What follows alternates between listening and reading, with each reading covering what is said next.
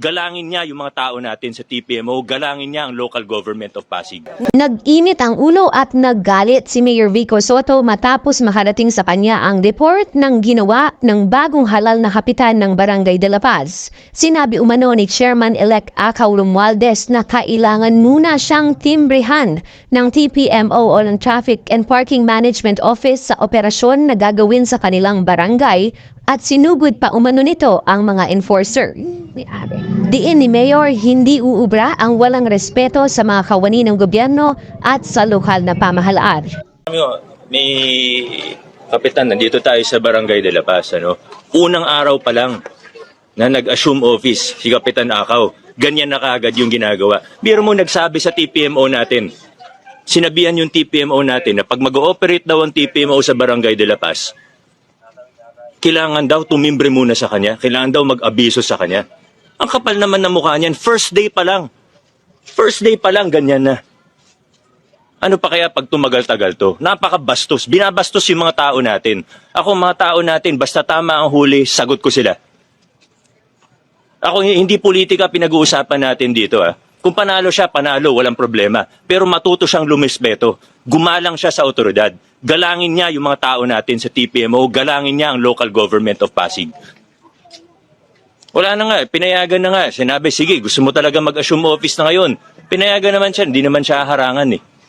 Nakiusap kami, baka pwede, sabay-sabay na lahat. Sa 20, sabay-sabay na. Di ba yun ang pakiusap sa lahat?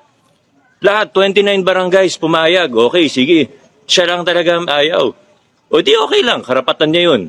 Nasa loob siya ng batas. Pero, pagdating sa paggalang sa mga enforcers natin, sa mga otoridad, uniform personnel natin, na kinikilala ng batas na may otoridad na manghuli at mag-enforce ng batas trapiko, sumunod tayo.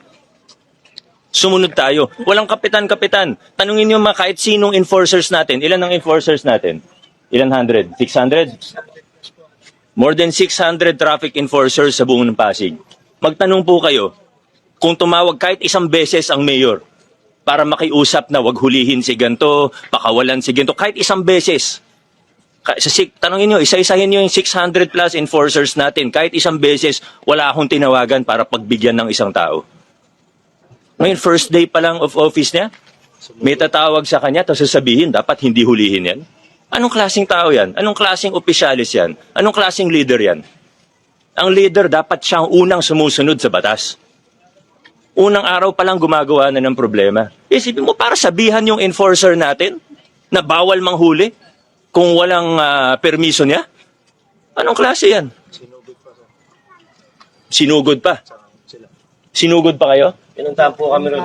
Basta kayo, sagot ko kayo kasi tama ginagawa niyo. Sinugod pa yung mga enforcer natin. Sinugod pa.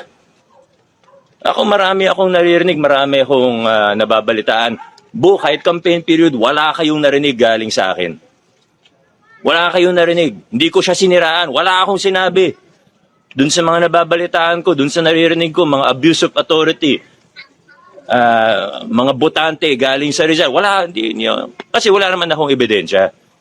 Pero ito, sinugod niya mga tao natin na tama ang ginagawa, ay hindi ako papayag ng ganyan. Unang araw pa lang niya, gumagawa na siya ng problema. Nakakahiya naman sa mga taga-Barangay de la Paz. Tayo ginagawa lang natin kung ano tingin natin ng tama na sa loob tayo ng batas. Huwag ganyan. Thank you po.